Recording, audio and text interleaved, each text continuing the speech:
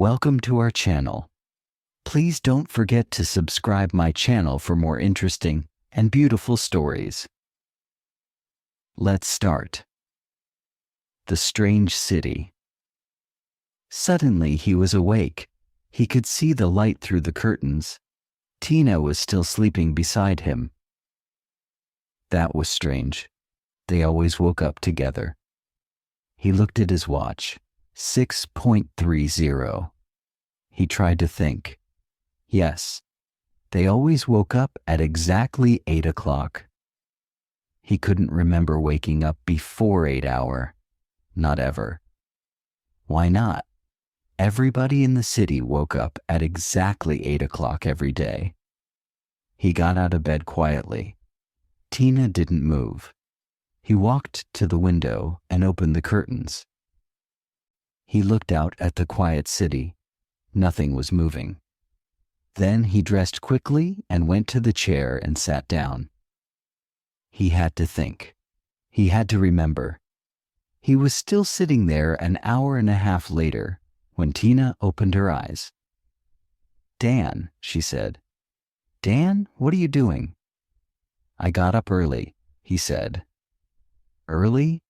It sounded strange, but why did it sound strange? "Dan, is anything wrong?" "Wrong? No, nothing's wrong. I just wanted to get up, that's all." Tina dressed. She smiled brightly. "It's time for breakfast," she said. "Come on, we mustn't be late." "Woo," he was going to say. Why not? But he didn't. He stood up. Yes, it's time for breakfast. Look, you go down for breakfast." "I'm not hungry today. I'll see you later." Tina looked at him. "We have to go to breakfast. Are you feeling ill?" "I'll call the doctor." The doctor? Yes, he had to go to breakfast. He didn't want to see the doctor. Tina was standing by the door. She looked annoyed. "Tina," he said, "I didn't eat anything yesterday or the day before, and I feel different." Tina moved towards the phone. "Of course you feel different, Dan. You're ill. I'll get the doctor." "Don't phone Tina, please," he said. "I wanted to feel hungry. I haven't felt hungry for a long time. I wanted to remember the feeling." She looked worried. "I don't understand," she said. "Nobody wants to feel hungry. That's it. Nobody wants to feel hungry. Nobody wants to feel unhappy. Nobody wants to feel anything. Yesterday and the day before, I didn't eat. Nobody noticed. I threw the food away, and now I'm beginning to remember things. I think there's something in the food. A drug. Because of the drug, we can't remember things." Tina's face was red. "You're crazy," she said quietly. "Maybe," he said. "But why can't we remember anything? What is this place?" "It's our home," she said slowly. "Our home? When did we come here?" "I don't know, Dan. Is it important? Where were we before we came here?" He shook her arm angrily. "Why did we come? Oh, Dan, I can't remember. Don't worry about it. Look, don't be silly. We're going to be very busy today. First, there's the pottery class. You'll be able to finish making that bowl. Then we're going to go swimming, then lunch. Then we can lie beside the swimming pool before tennis. Then there's dinner. Then we can watch the new videos in the video room, have a drink, and go to bed. We'll be exhausted." Exhausted? At 8 o'clock? Well, yes, that's bedtime. We need 12 hours sleep a night. Everybody says that. "Tina, how long have we been here?" "I don't know, Dan. We call this place home. Don't you remember? We used to call it a holiday. We used to call this our hotel room. Now we call it home." "I don't remember that." That's stupid. No, it isn't, Tina. I remembered this morning when I woke up early. Perhaps you didn't wake up, Dan. Perhaps you had a dream. A strange dream, that's all. But I did wake up, Tina. You saw me. I was sitting in that chair with all my clothes on. I'm not sure, were you? I can't remember now. She smiled at him. Come on, the sun's shining. It's another beautiful day. Let's go and have breakfast. She opened the door. Dan looked at her for a moment. You've forgotten our conversation, haven't you? He said. You've forgotten it already. Dan followed her into the corridor. He looked at the rows of doors on both sides. They were all the same. They walked along to the lift. Tina pushed the button and the doors opened. Morning, Tina. Morning, Dan. Russell, the sports organizer, was already in the lift. He smiled. I hope you're both ready for the tennis match, he said. We're playing level 14 this afternoon. They've got some good players. Tina laughed. Level 5, she sang. Level 5 is really alive. It was their team song. The lift went down to the restaurant level.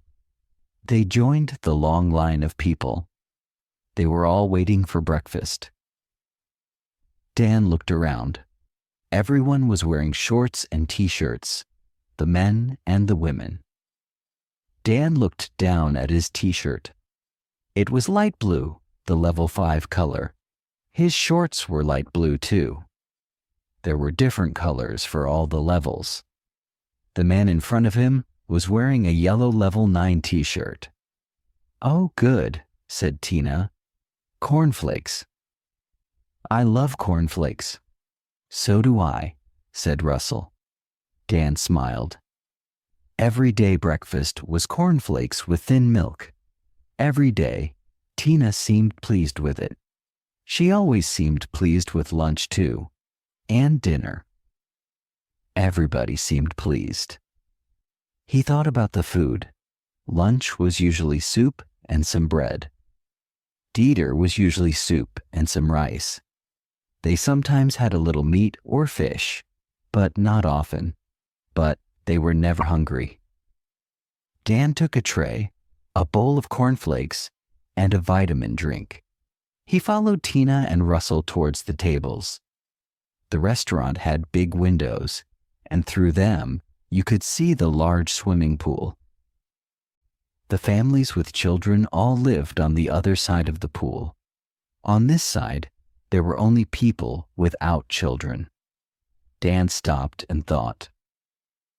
None of us ever has children, and the youngest children on the other side are 10 or 11 years old. Dan waited for a moment. He put his tray down on an empty table. It was difficult. Thinking was difficult. So maybe that's how long we've been here. 10 or 11 years. He felt pleased with himself. He looked around quickly.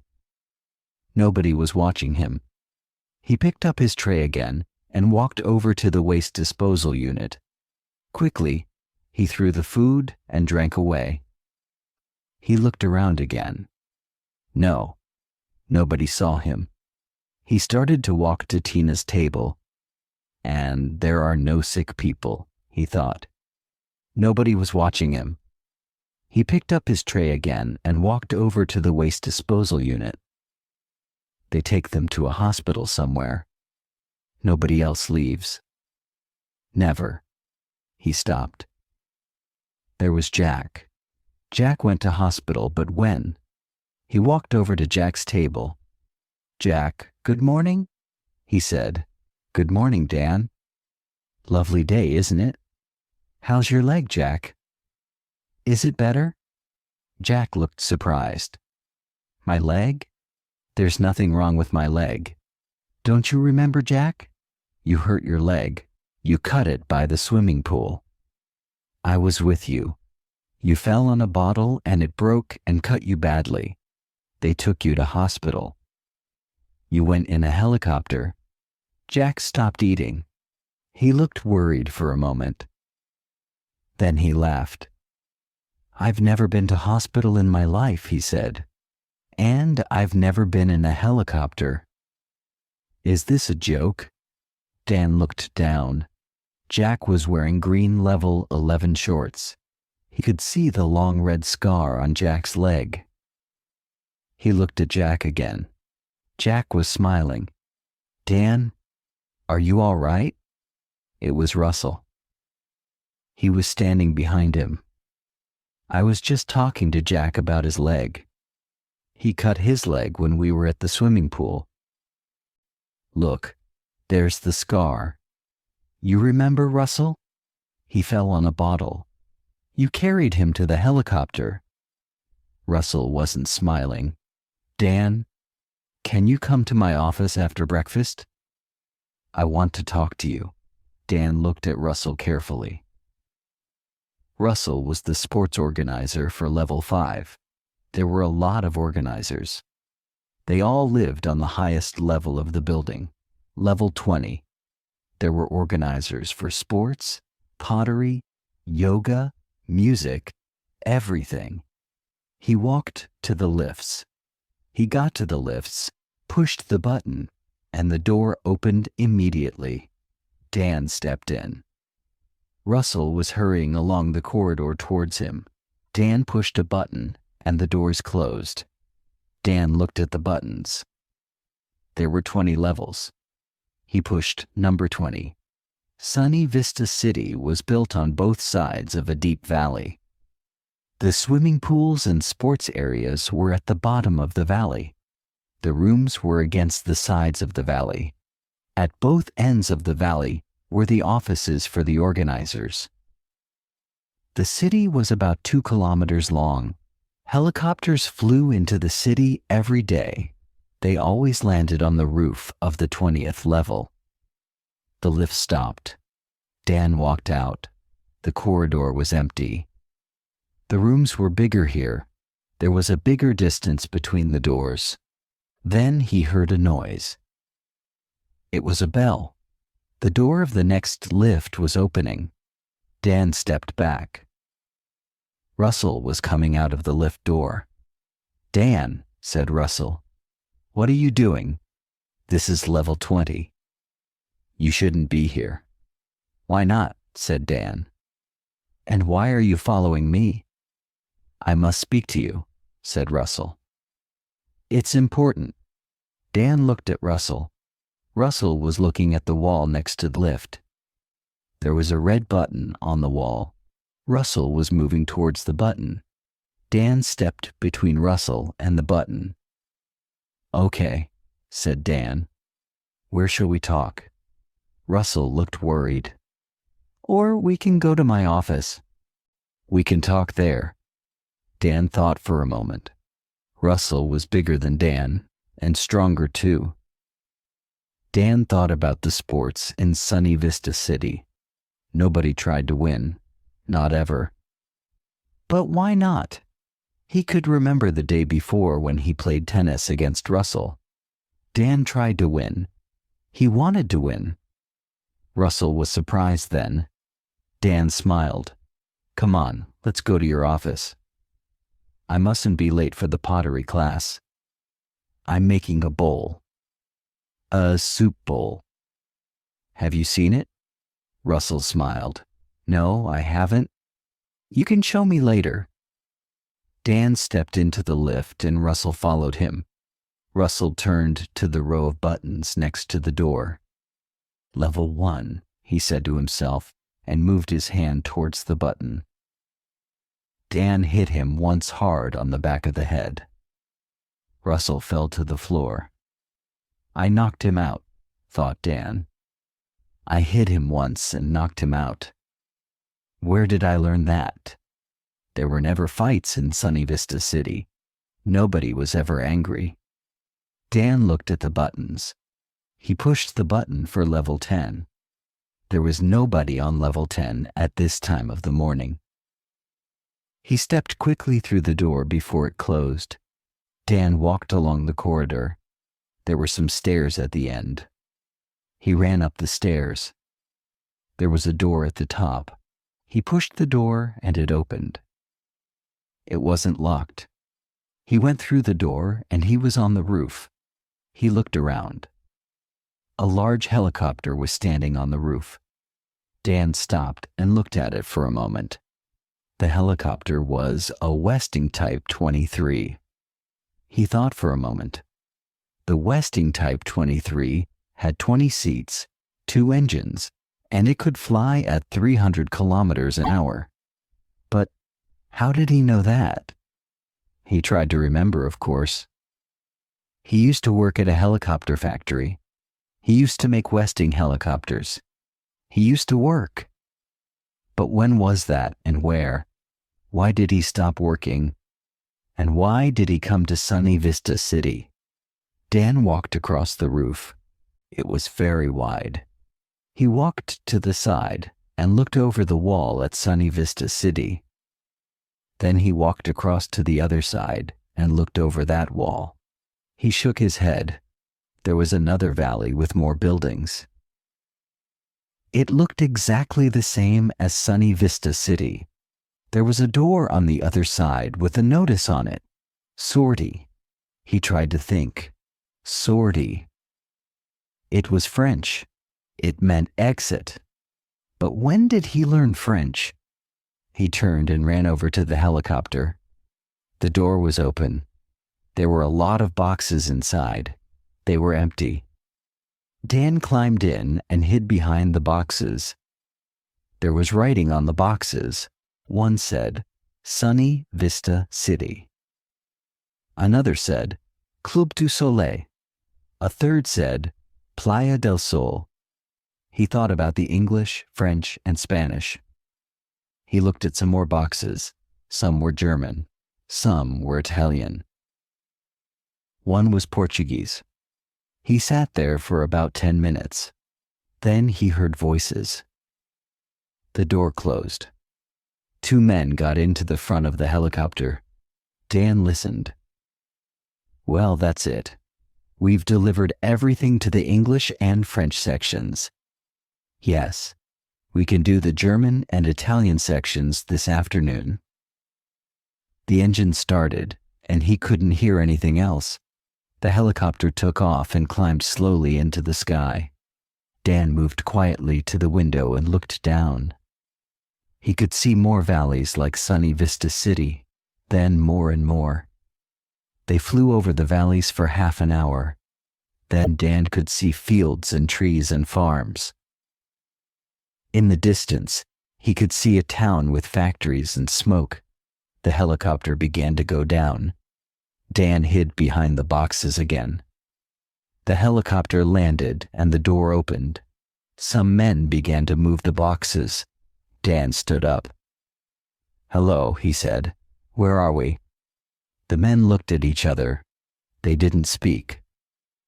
Another man climbed into the helicopter. It's all right, he said to the men. It's just another one from the valleys. He looked at Dan. Why have you come here? I don't know. I started to remember things. I wanted to remember more, said Dan. You've come from Sunny Vista City, haven't you? Said the man. Yes, said Dan. I see. I think you should come with me. Dan followed the man out of the helicopter. My name is Travis, said the man. Come on, we'll go to my office. Dan looked around. They were at a small airport. He could see 9 or 10 helicopters, 2 large planes, and a lot of trucks. The helicopters were all Westing. 23 ES men were putting boxes into them. There were fields around the airport and a small road going towards the town in the distance. Travis took Dan to a small building. They went inside. Travis led him into a small, untidy office. Dan looked around. In Sunny Vista City, everything was always in the right place. Nothing was untidy or dirty. Sit down, said Travis. Would you like something to drink? I've got tea or coffee. No thank you, said Dan. Travis laughed. Don't worry, he said. There's nothing in it. I'm sure you're hungry and thirsty. Very hungry and very thirsty. How do you know that? Said Dan. Travis sat down. They are always hungry and thirsty. That's why they're here. Look, don't worry. Sunny Vista City isn't a prison, you know. When the helicopter took off, the pilots knew there was somebody there. They knew because of the extra weight. Why didn't they take me back? Asked Dan. I've told you it isn't a prison. You got into the helicopter because you wanted to leave. That's okay. You've left. We didn't stop you. Dan looked at the table for a moment. There was a man, one of the sports organizers. His name is Russell. He wanted to stop me. I knocked him out. I left him in the lift and sent the lift down to level 10. I didn't want to hurt him. He's okay.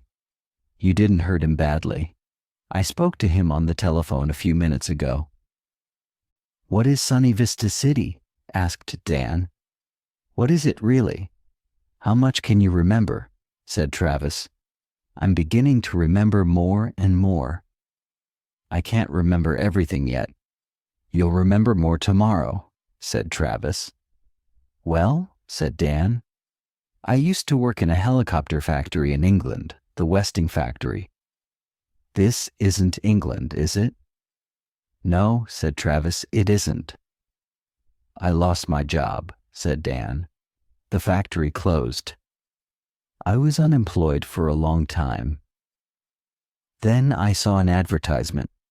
It was on television, I think. It was for very cheap 30-day holidays for the unemployed. Very cheap. We left England and flew to Sunny Vista City. I can't remember much since then, but I remember something. I haven't seen or talked about money for years. Travis smiled. Sunny Vista City is one of the oldest towns here. It opened 10 years ago. You haven't seen money for 10 years. But what's happening? Said Dan. Can you remember 10 years ago? There were millions of unemployed people all over the world. There was very little work. Computers were doing everything. There was fighting in the streets, riots, revolutions, hunger. The governments all over the world had a meeting, a secret meeting. They built Sunny Vista City and hundreds of places like it. All of them are in warm, sunny places near the sea. They sent unemployed people on holidays. They give everyone drugs and the food. There is no hunger, no fighting, no children in the cities. There is also no memory. Nobody can remember anything. Everyone lives for today. But that's terrible, said Dan. Is it? Is it really? Said Travis. Things were much worse before. Are you going to send me back there? Asked Dan. You can choose. We can give you a drug. You'll wake up tomorrow in Sunny Vista City, and you won't remember anything about this. You said I can choose, said Dan. Yes, you can stay here. You can go back to England. We'll find you a job. Life will be difficult.